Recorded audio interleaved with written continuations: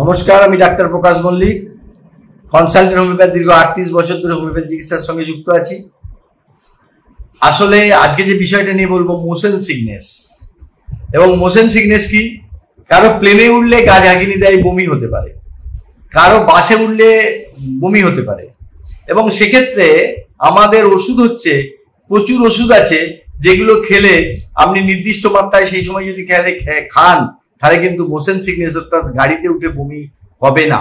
আবার অপরপক্ষে আরেক রকম পেশেন্ট আছে যারা গাড়িতে গাড়া বমি বমি করে, গাড়ি থেকে নামলেই কিন্তু বমিটা হয়ে যায়।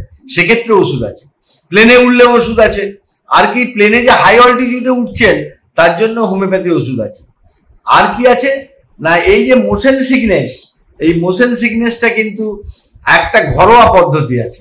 আমিও না ছোটবেলায় বমি করতাম, আমরা গ্রামে থাকতাম তখন। ছোটবেলায় আমরা যখন গাড়িতে আসতাম, মানে ট্যাক্সি করে আসতাম, তো ট্যাক্সি করে যখন আসতাম তখন ছিল পাঞ্জাবি ড্রাইভার।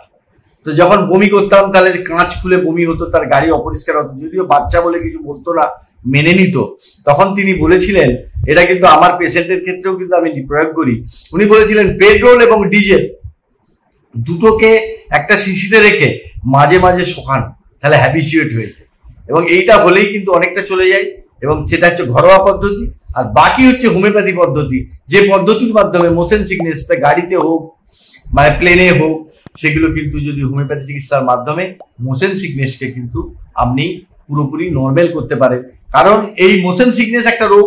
যখন বাচ্চা বাচ্চা মেয়েগুলো যদি এরকম মোশন সিকনেস আক্রান্ত হয়, সে পড়াশোনার কারণে বাইরে যেতে পারে না, সেটা গার্জেনের খুব চিন্তা হয়। সেই চিন্তা মুক্ত করার জন্যই আজকের ভিডিও।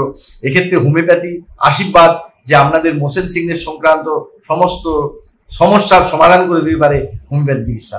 তাই হোমিওপ্যাথি চিকিৎসা গ্রহণ করুন, হোমিওপ্যাথির উপরে ভরসা রাখুন, আমরা আপনাদের পাশেই আছি।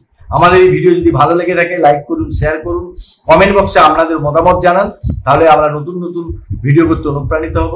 সবশেষে বলি, আপনারা ভালো থাকুন, আপনারা অপরকে ভালো থাকতে সাহায্য করুন। নমস্কার।